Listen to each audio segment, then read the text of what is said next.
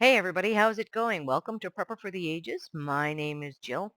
Today I wanted to talk about a couple of things. One is more wood stove related. I've been really busy. Thank you for being patient and thank you for tuning into the channel. If this is your first time tuning into the channel, we talk about all things prepping, including prepping with people who are elderly and otherly abled. So today I wanted to talk a little bit about a little problem I had with my wood stove. I've been really quite busy. I apologize for being off for so long. I wanted to talk about my wood stove issue today and see, this is my wood stove. It's up and running and going. I had an issue, and I've been having the same issue for a um, a long time now. It is basically, it was all winter long. I was, uh, this is a Vermont Yankee wood stove. It is something I got in 2010, like a couple of years after our big ice storm where we were without power for a long time. So yeah, doing an ice storm and then being without power in the cold kind of sucks. So I didn't have this when I first got the house. It was something that I added on after the ice storm because my furnace runs on electricity, and once one does not have electricity, one realizes very quickly in an ice storm that they need electricity to stay warm and for things to not go wrong in the house. So anyway, um, this is my wood stove. I was having an issue with the wood stove and I couldn't figure it out. So I had to call a repair person. I said, I need a maintenance. Must need it cleaned or something, but they really have to. The root problem is that the catalytic converter, when I clunk it over, the catalytic converter does not kick in and it doesn't give that gas burn. Basically, it'll burn the wood and the catalytic converter kicks in and it'll burn the gas stuff so that the creosote doesn't form in the chimney. Well, I was kicking it over, and not only did the temperature not go up and it not start doing the gas, burning the gas, there was little chunks of creosote coming out of my chimney and landing on my roof and on my deck and on the snow. We've had a snowpack all winter, so I've been able to track that issue. So, and I couldn't figure it out, and I couldn't figure it out, and I couldn't figure it out, and I had gotten in there and I had taken apart the back of the wood stove where the converter is, and I brushed it with a toothbrush to make sure everything's clean. Everything's clean, everything's good, and I did another burn, and it was still a little flecks of creosote, and they were flakes, light as a feather or lighter than a feather coming up my chimney. So I actually had to call in and get somebody out here, and he was very knowledgeable, which was very wonderful, a very knowledgeable person. And he took a good look at it, and he said, how's your wood? How's your firewood? Is it wet? Is it moist? And I was like, well, the guy dropped some firewood, a new cord of firewood, and it's supposed to be seasoned firewood in the driveway, and I stacked it, and I've been keeping it under tarps and everything.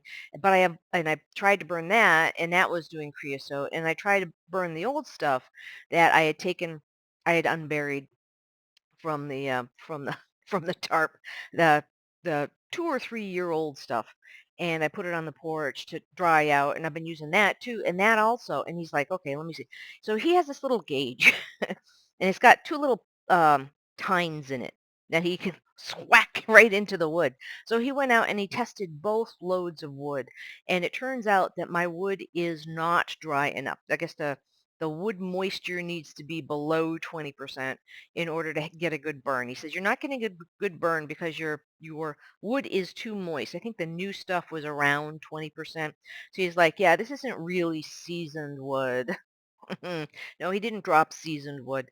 And then the other stuff, I guess, had been out in the moisture so long it still hadn't dried out. And yes, I put it under my porch so that everything dries out. And usually it freeze dries. And he says, well, this year it hasn't been dry enough and cold. Well, it's been cold, but hasn't been dry enough to freeze dry. So, excuse me. So he said that, well, that's your problem, is that you haven't been taking that wood and drying it out enough. And he says that the workaround to how to really do it is to have the wood stage the wood by the fireplace, so it's the by the wood stove. So that's what you see on the other side. It's my old kitty litter box. I'm like, okay, how can I do this without spending money? So I took the kitty litter box, the old kitty litter box, and repurposed it. And right now I put a whole bunch of wood in it, and then I have the wood stove going. This might or might not be dry enough to really get a good dry burn. I'll have to look at it. Let me see. Right now it's smoking, so I guess not. But he says, once, take the wood you're going to burn and put it next to the wood stove so that and that'll really dry it out really well. And so I guess in my future is going to be either I'm going to keep that killer box or I'm going to try to see if somebody has or have like a Facebook marketplace, indoor wood stacker, cordwood, firewood stacker. So I can put that next to the wood stove so that everything dries out. So, so that's been my issue. And he says, you don't need your wood stove cleaned because your wood stove is clean. It looks good. It looks fine. The pipe looks good. When you clunk it over, that everything looks great. It's your wood. So, thought I would relay that information to you if and when you need that piece of information. Because, yeah, you don't want creosote flying out of your chimney and coating everything around it because that's flammable. Yeah, you don't want to do that. The good thing about that was when it rains, the creosote is so uh, flimsy and thin. If you get any moisture, like I had some, I scooped a little bit up on my finger and I had a little bit of snow on it, and immediately the snow melted because it was on my finger and it just melted the creosote. So I'm hoping that it just washes off and washes away off of the roof and I don't have to do anything to that. But there we go. So that was one of my dilemmas. The other dilemma is prepping for the spring and prepping for um, seed starting and whatnot. I do have stuff growing in my sunroom. I have a tomato plant. I have two jalapeno pepper plants and a bell pepper plant. I don't have enough soil. Like I have the pots, but I don't have enough soil to plant. I had started more seeds. I don't have enough soil to put more seeds in a bigger pot. So that's gonna have I'm gonna have to solve for X on that one. But yeah, so that's what those are the two things I've been working on so far. How are you doing today? But anyways, today is February 20th, 2026. There are things going on in the world. What the local fellow preppers, the fellow preppers online, at least the ones that I visit your page. Hi, I visit your page a lot. Um, I no, I sometimes I can type in or give a thumbs up. I usually try to give a thumbs up, but sometimes I can't get to the keyboard right away or I can't type anything. So I'm visiting your page. Sometimes I do the hand wave. Hi. But yeah, we've all kind of come to the same conclusion that we need to be ready for whatever's going to happen in the world. The world is becoming less and less stable, um, and things are happening. People aren't getting along with each other like they used to. Uh, I don't know.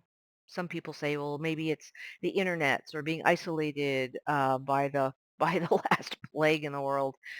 People don't know how to work well together, get along with each other. You don't have to like someone to get along with them, and people have kind of lost that thought.